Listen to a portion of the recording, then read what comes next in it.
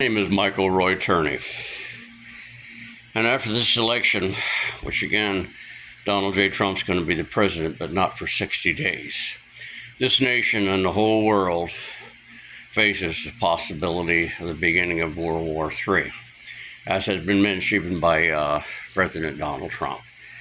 And we are in a crisis situation to where, in order to bring this nation back together, a good move would be, in fact, to initiate, for the safety of this nation, the 25th Amendment to remove Joe Biden, who is obviously into dementia.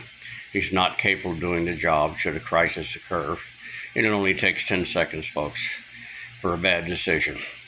In the meantime, you have a great deal of division in reference to what these people have talked about on TV about the white, educated female who is going to remain bitter about this loss, which, if they were to remove Joe Biden, and I do believe they would get help from Kamala Harris, who then would become the first female president of the United States of America.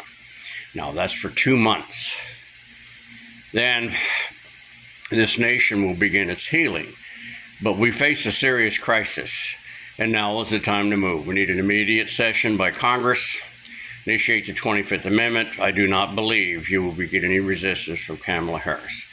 It would also slow down the possibility of what a lot of us fear, as people who fully are aware of who was behind all the things that was done to Donald J. Trump when he was president, which also affected our nation, our economies, all this stuff, by a very vicious group of people who now control the Democratic Party. We need to unite both these parties. It's never going to happen with these people in there. They're power-hungry people. They're very evil. They need to be, in fact, removed. There's a lot of good people in this nation. We have a vast bunch of these great Americans, okay? So to sit back and not try and get this nation back together, and that would be a good way to start our healing, because we are so divided that it is frightening. And what happens to nations whenever they're divided? Bad decisions are made, poor decisions, or no decisions. And you're going to have a senile president sitting in there. This is a really good move to make for the sake of the nation, for the sake of healing, for sticking out that olive branch, as they call it, to begin the peace within ourselves and then move forward. Thank you for your patience. I do this not because I'm looking to start a podcast media.